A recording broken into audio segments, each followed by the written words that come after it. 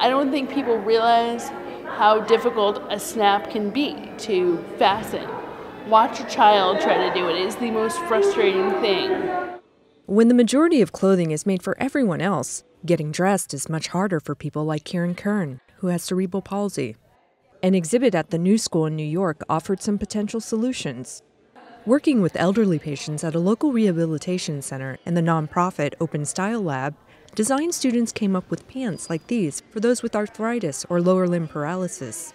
So if you're sitting down, these two conductive patches will stick together, which means your sensor and your circuit is able to close and you're sending a signal. Sensors embedded in the fabric can then transmit data about a patient's mobility, allowing them to keep a record of their progress.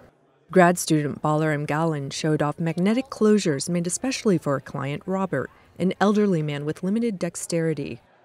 The magnets were embedded in a 3D printed encasing so that they don't stick to his wheelchair, but they stick to each other. Other concepts provide a means of communication. Using conductive yarn as a stripe on a cuff, and the idea was that when you touch your two cuffs together, you would get some kind of feedback, different sort of colors or different intensities of light, so that it can kind of help him to express his emotions better. It all points to a future that's tailor-made for the wearer.